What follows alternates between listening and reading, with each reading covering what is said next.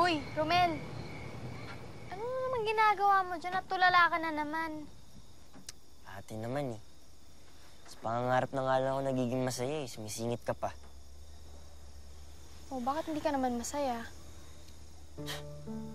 Bakit? Ate, tumigil na tayo sa pag-aaral. Tapos, yung mga kapitbahay natin, unti-unting nawawala dahil dun sa mga bandito na umikot yan sa lugar natin. Tapos, sa isang araw, minsan 2 beses na lang tayo kumakain. Sige nga, ate. Sabihin mo, ano ay kututuwa ko? Kumpleto tayo. Diba nga ang sabi ni nanay, di bali na maghirap tayo basta kumpleto tayo. Basta sama-sama tayo.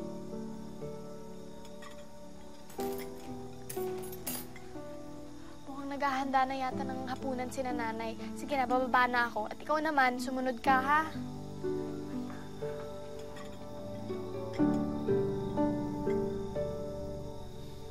Kapos na nga sa pera, umiinom pa. Alam ng delikado ang lugar, nagpapagabi pa. Huwag mo naintindihan si nanay. Lasing lang kasi umuwi si tatay kaya galit siya. Mila naman. Alam mo naman, birthday, kumpare. Mas gugustuhin ko pang umuwi sa'yo kaysa sumama sa aking mga kaibigan, di ba? Halika na nga dito, kumain na tayo.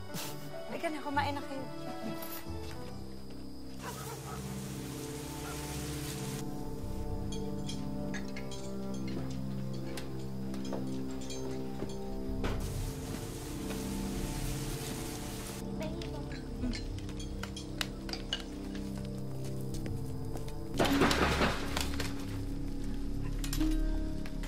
Pumasok kayong lahat sa loob ng kwarto. Dali!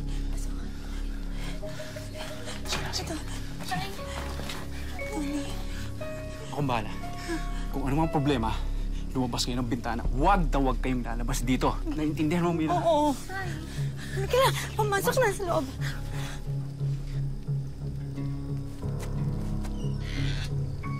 Ano kailangan nyo? Maniningil lang ang pautang. Rowena, ikaw nang bahala sa mga kapatid mo. Huwag kayong gagawa na kahit na anong ingay. Si Romel. Wala ho akong natatandang utang sa inyo. Alam mo ba, lahat ng nakatira sa lugar na to, nagbabayad ng utang. Tawagin mong buwis na binabayaran para mabuhay kayo ng matiwasay at tahimik. Pasensya na ho. Malit na nakita ko sa pagsasaka. Tumigil na nga sa pag-aaral ng mga anak ko. Kung wala kang perang ibabayad, pwede ka namang magbayad sa ibang paraan eh. Balita ko, maganda ang asawa mo. At nagdadalaga na ang mga anak mo. Nagdadala yung pamilya ko! Nasaan nga ba ang pamilya mo?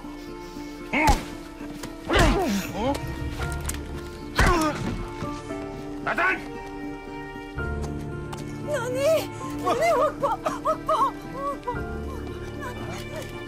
Aba, totoo nga ang balita. Maganda nga ang asawa mo. Bitawan mo ka!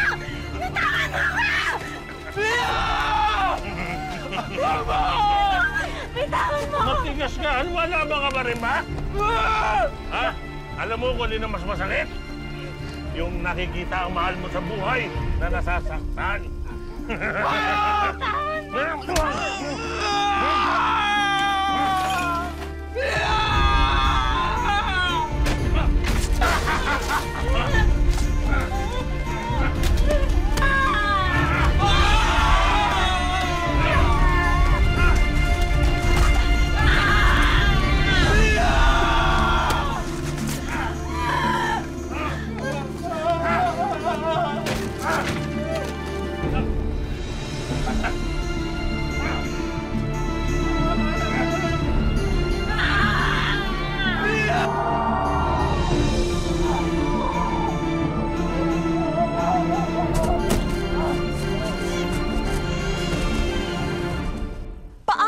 ang alaala ng kabataan ay nababalot sa mundong magulo, gaya ng kwento ng magkakapatid na tampok namin ngayon.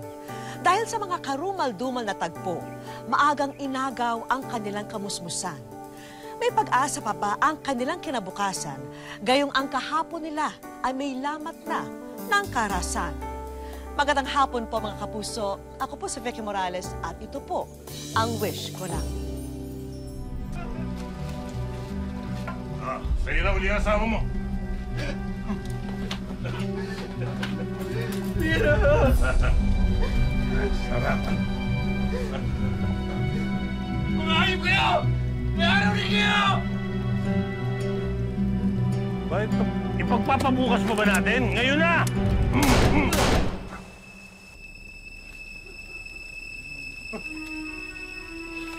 Bayad na naman kayo.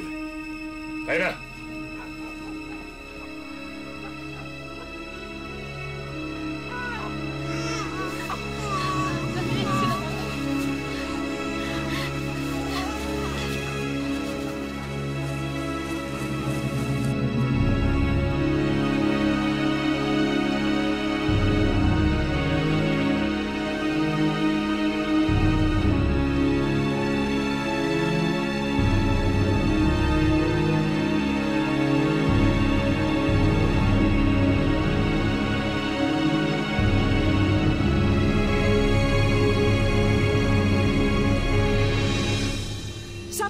Rin ng mga taong nagmamalasakit kina Romalyn, maayos na naihatid sa huling hantungan ang labi ng kanilang mga magulang. Babalik pa talaga tayo sa bahay?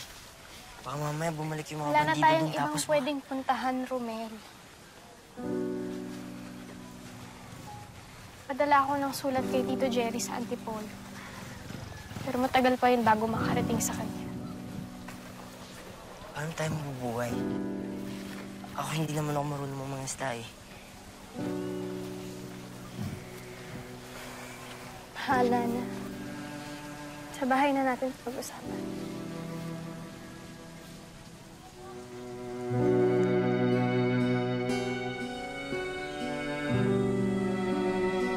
Kuya, nagugutom ako.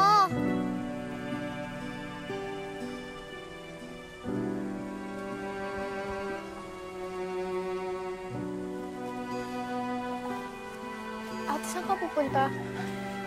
Ate. Ate, huwag ka naman ganyan.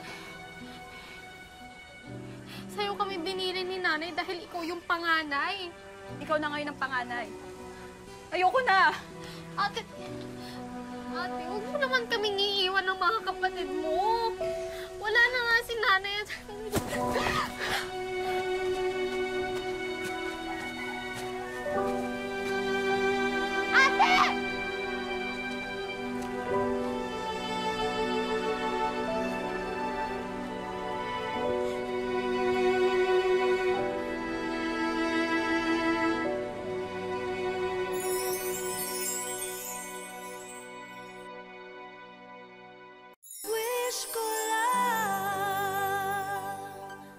Mahirap ang maulila. Tila parusa palalo kung wala silang maasahang tulong sa iba. Hindi sapat na paghugutan ng lakas ang bawat isa. Lalo pat nararamdaman nila na hanggang ganito na lang ang sitwasyon nilang magkakapatid.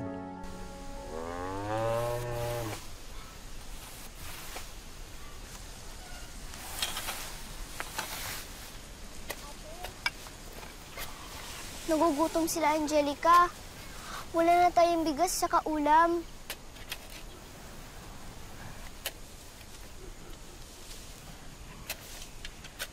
Ang bahala. Pupunta ako ng bayan, maghahanap ako ng pwede mautangan, ha? Romel, tuloy mo lang yung pagtatanim dito, ha? Ito ka lang, ha?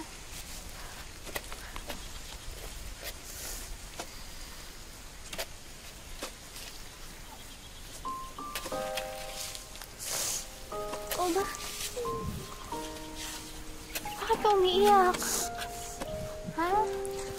Aalis po kasi kayo eh. Baka hindi na rin kayo babalik. Parang si Ate Rowena. Jeneline, hindi ko kayo iiwanan. Kahit anong mangyari, kahit saan tayo mapunta, hindi ko kayo iiwanan, ha? Pangako yan, pangako sa inyong lahat. Tama na, ha?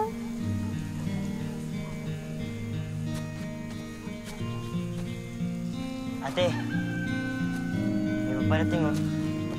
Tito Jerry? Tito Jerry!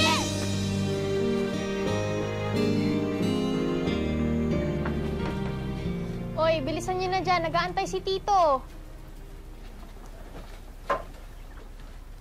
Mga damit nyo na lang kailangan yung dalhin, ha? Salamat po ulit, Tito, sa pagpunta niyo, ha? Ang totoo niyan. Hindi ko na po alam yung susunod kong gagawin, eh. Hindi ko naman kayo kailangan pabayaan. Lalo ngayon, wala na magulang nyo. Pero, alala ko lang sa inyo, ha? Hindi ako mayaman tao. Kaya ko lang bigay sa inyo, tsaka ng tiya nyo, yung simpleng buhay. Walang problema po yun, Tito. Basta magkakasama kami. Kayang-kaya po namin mag-tiis.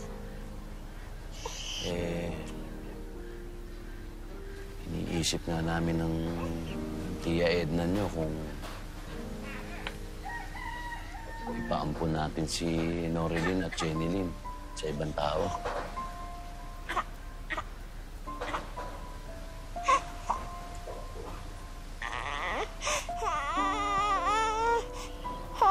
Pasensya na po, Tito, pero kung paghihiwalayin niyo lang po kami, hindi na lang po kami sasama. Di bali na maghirap na po kami kung sasama-sama kami. Romelyn, sige na nga. Wala na mag-iwa-iwalay. Sama-sama tayo. Doon na kayo lahat titira sa amin. Salamat po, Tito.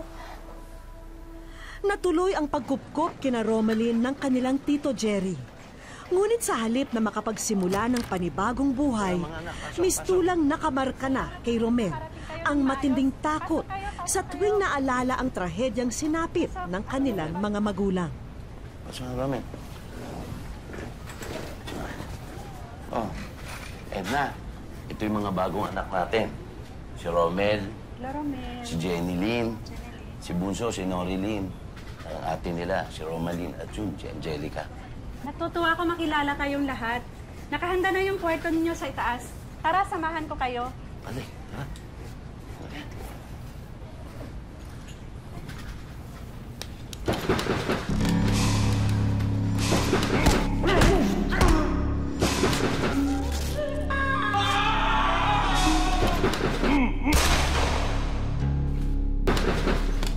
Huwag ka matakot. Sandali lang. Romel! Ano pa? Wait lang. Sandali lang. Kolektor lang ng kuryente. Huwag ka na matakot. Romel, wala. Tama mo. Sige na, bumalik na kayo. Tara na Kasi sa taas. asikasuhin ko yung sa eskwela nyo para ma-transfer ko na kayo. Mag-aaral po kami? Oo na. Papag-aralin niyo po kami? Oo naman. Yay! Sige na. Tara na. Gaya ng kanyang pangako, pinag-aral ni Jerry ang mga ulilang pamangkin. Ngunit may mga bakas pa rin ng karahasan ang kanilang kamusmusan.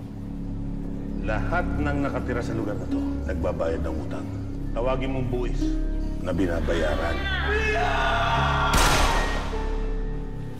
Pinuwasan niyo ito! Bakit? Bakit?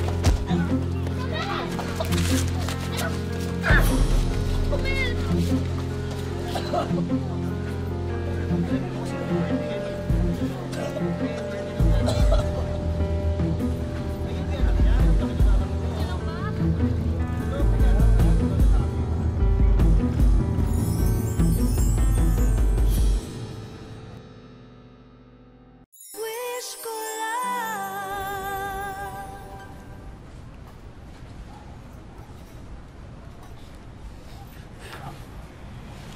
Mabuti na lang, napakiusapan ko yung pamilya nung nilusob ni Romel kanina. Hindi na raw sila magrereklamo sa barangay, pero sagot pa rin natin yung pagpapagamot. Alam mo, alam ko na dadating at dadating yung panahon na mahihinto sila sa pag-aaral. Kaya nga nalulungkot ako dahil mabibigo ako sa pangako ko kay Romaline. Eh, bukas pa naman ang offer nila kumare sa atin. Handa nilang ampunin si Angelica at Noreline. Sigurado naman mas magiging maganda at maginhawa ang buhay nila doon.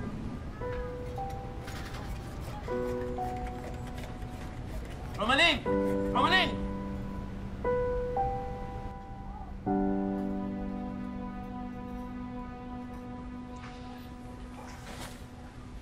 Ang anak, pwede ko ba kayong makausap? Romaline, tungkol doon sa narinig mo sa pag-uusap namin ng Tita Edna mo. Ang anak, alam niyo ba yung isa sa mga kwento ni Haring Solomon? Yung sa Bible? Hindi po. Ganito yun, mga anak. Isang araw, merong dalawang babae, nag-aaway, nagtatalo sila. Kasi pareho nila sinasabi na sila ang ina ng isang sanggol. Ang ginawa nila, iniharap nila, dinala nila kay Haring Solomon yung sanggol. Ang naging desisyon ni Haring Solomon ay hatiin ang katawan ng sanggol sa dalawa para tabla sila. Yung isang babae, pumayag. Pero yung isa, hindi. Ang sabi niya, ibibigay na lang daw niya sa kaagaw niya yung sanggol. Bali napunta doon sa pangalawang babae yung sanggol. Kasi aram ni Haring Solomon na hindi pwedeng pabayaan ng isang tunay na ina ang kanyang anak kaysa mawala o mamatay.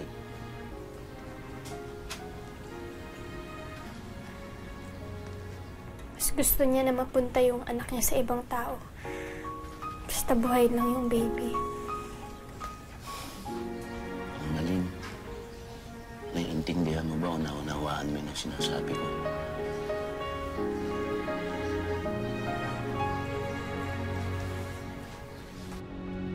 Pumapayag na po ako.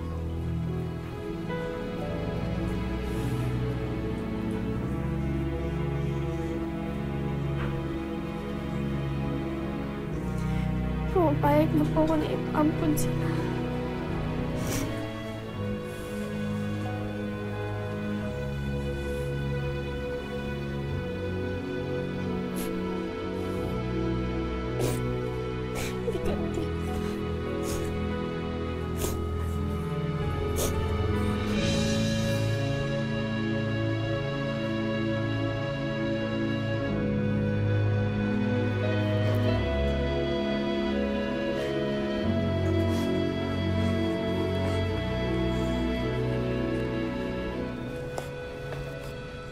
Mga anak, huwag na kayong umiyak.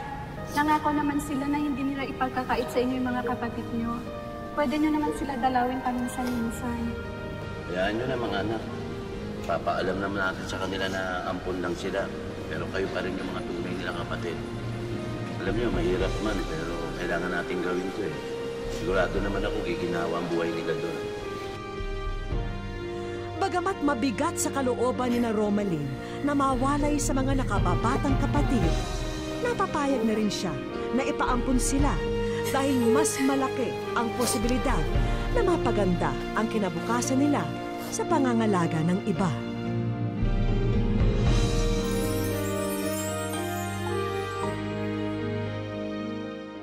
Kilala niyo po ako? Oo naman. Sobra po. Wish ko Mahigit 8 taon na ang nakalipas mula nang mapaslang ang mga magulang ni na Romaline. Sobrang sakit. Tapos, yung tipong parang iniisip mo na na bakit ganito? Parang iniwan ka na nila. Bakit kailangan nilang gawin yun sa'yo? Nakapagpatuloy sa pag-aaral si na Romaline. Habang ang kapatid na si Romel namamasukan sa repair shop ng tito niya. At abalaman, tagus pa rin sa kanya ang alaala ng trahedya sa kanilang pamilya.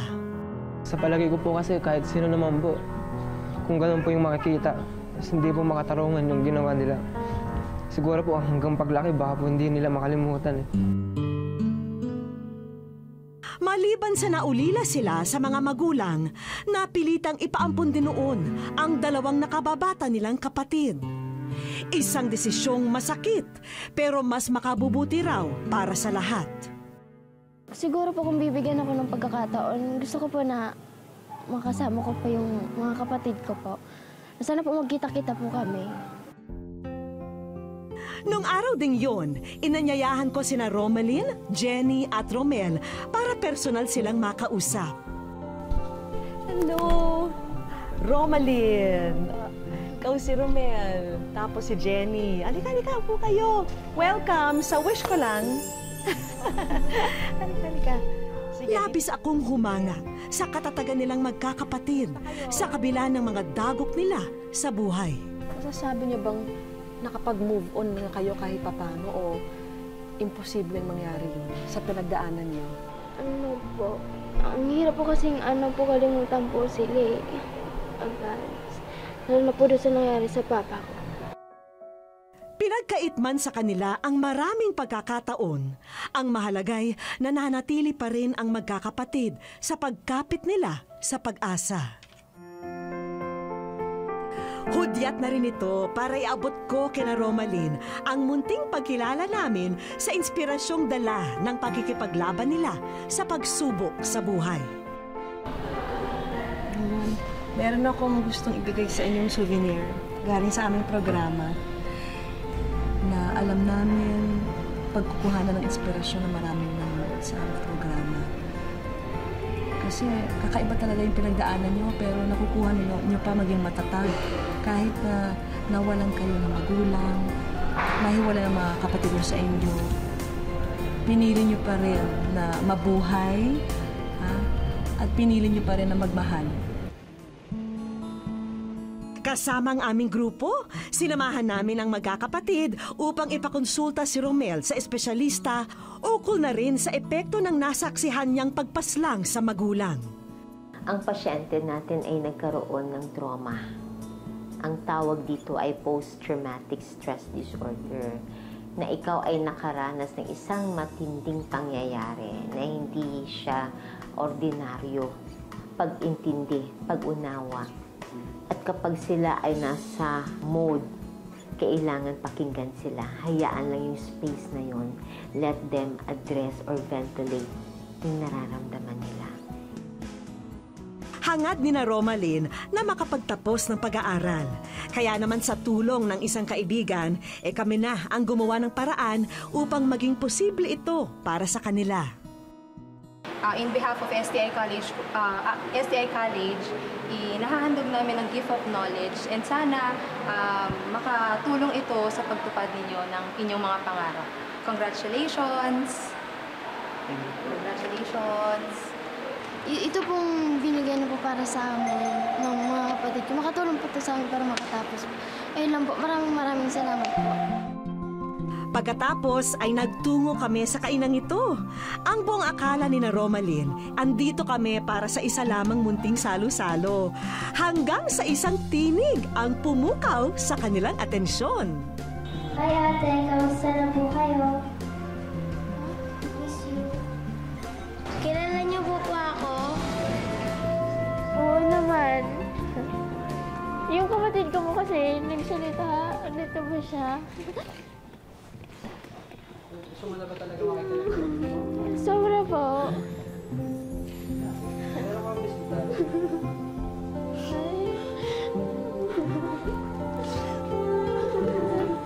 Hello. Namiss ka na ni ate. Alam mo ba, lagi kita hinahanap.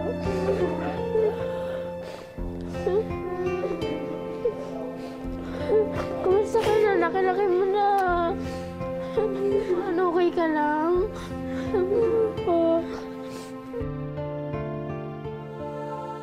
Bakas sa mga yakap ni na Romalyn ang ligaya mula sa matagal na panahong pangungulila nila kina Angelica at Gracia. Dati iniwan mo ako, late mo pa. Hindi kita nakita nung iniwan kita. Tapos ngayon, laki-laki mo na. Sakay mo na. Masaya-masaya po ako dahil nakita ko po yung dalawa kong bunsong kapatid. Maraming salamat po. May handog din sina Angelica at Gracia bilang alaala ng muling pagkikita nila ng kanilang mga ate at kuya. Ito, bigay ko sa'yo. Sana po kahit di mo kami kasama ng mga kapatid mo, iyakapin mo lang ito. Basta huwag mo kakalimutan na kung mga kapatid mo, mahal na mahal ka namin. Ha? Salamat. I love you. Pambihira raw na sila'y magsama-sama, kaya sulitin na natin ang araw na ito.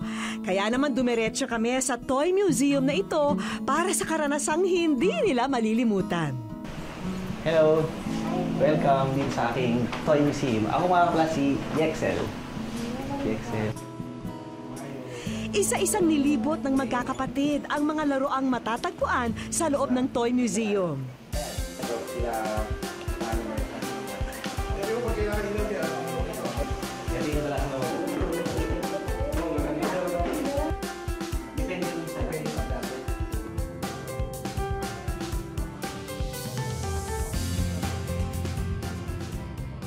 Maraming salamat po kasi natupad po yung pangarap ko po na makasama ko nga po yung mga kapatid ko. Ayun po, thank you. Ang ating pamilya ang siyang dadamay sa atin hanggang sa huli. Dahil walang pagsubok na hindi kayang lagpasan, basta't ang pinakamabisang ugnayan ay ang pagmamahalan. Iginuhit sa ating kapalaran ang mga balakid na maari nating ikadapa. Pero ang mas tumatatak na yugto sa ating buhay ay kung paano tayo bumabangon sa mga pagsubok na ito. Ako po muli si Vicky Morales. Salamat po sa inyong pagsubaybay. Dito po sa Wish Ko Lang.